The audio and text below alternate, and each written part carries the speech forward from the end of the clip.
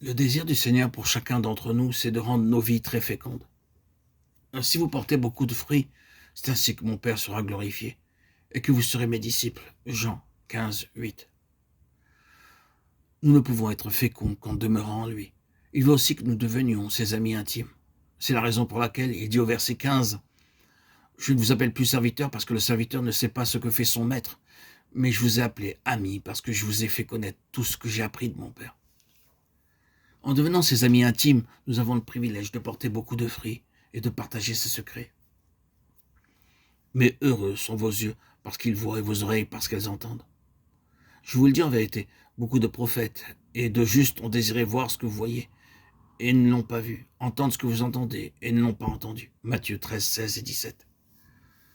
Nous pouvons constater combien cela a été vrai dans la vie d'Abraham.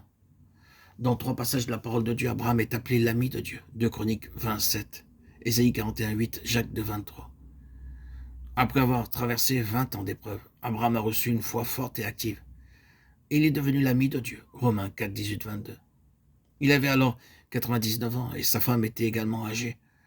Abraham croyait que Dieu allait lui donner ainsi qu'à sa femme une force nouvelle pour leur accorder un fils. Cette foi le rendit juste à tout jamais. Si nous voulons devenir nous aussi des amis de Dieu, nous devons avoir une foi forte, active et vivante.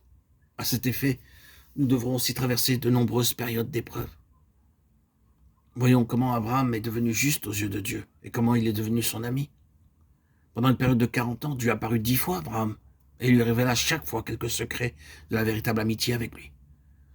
Ceux qui veulent devenir amis du Seigneur Jésus-Christ doivent passer par les mêmes expériences.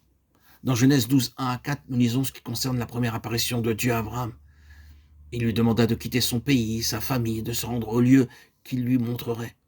Abraham ne soupçonnait point où il allait se rendre et ce qui lui arriverait, mais il obéit à Dieu sans aucune hésitation et quitta le pays.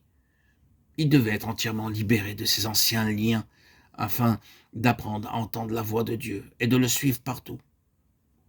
Nous devons également être préparés à vivre une vie de séparation dès le début de notre vie chrétienne et être libérés des amitiés, des relations et des associations du monde.